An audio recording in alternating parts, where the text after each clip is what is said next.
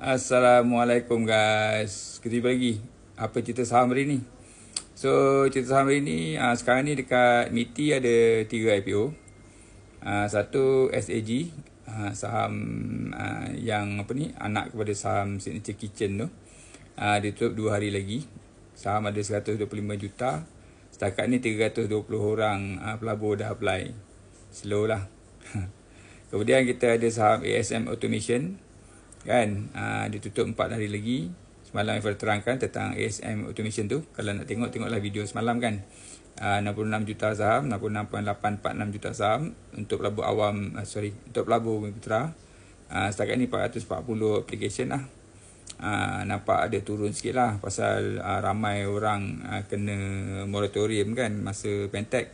Lepas tu Pentek pula hari tu saham dia jatuh kan. Jadi ia mungkin menurunkanlah confident keyakinan pelabur runcit untuk melabur dalam saham-saham IPO yang akan datang ni kan. Baik, yang terkini saham hari ni buka, saham Fibromed dibuka hanya untuk 5 hari sahaja kan. Tutup 5 hari lagi kan. Tutup pada 15 bulan Mac 2025 Sabtu ni kan. Jadi syarikat ni Ace Market, dia lip kan, dekat lip harga 35 sen tapi ditawarkan kepada pelabur awam Bumiputera pada harga 40 sen. Total saham IPO dia ada 57 juta kan. Lepas tu dekat MITI ditawarkan sebanyak 31 juta saham. Setakat ni nampak kat situ ada 98 orang lah apply kan.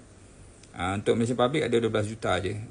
Dia buat syarikat mesin kawalan tanah, erosion control machine kalau benda-benda yang kalau ada landfall ke apa semua kan, dia orang ni lah yang buat bisnes untuk handle benda ni kan. Jadi saham ni profit dia adalah lebih 8 juta pada tahun 2023 dengan sales ataupun revenue sebanyak 68 juta ringgit kan. So sekarang ni PE dia, profit dia margin 12% lah. Okay lah. So terpulang lah tuan-tuan puan. Bersatu Syariah terpulang lah pada tuan-tuan puan. Berminat nak beli ke tak nak beli ke, ada 3 kat situ. Yang kalau tengok tu, yang satu tu besar sikit 125 juta, yang dua tu 66, 31, tak banyak sangat lah.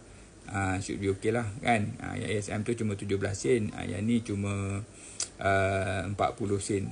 So tuan-tuan puan, tepuk dada, tanya selera, all the best. Kita jumpa lagi. Assalamualaikum. Bye.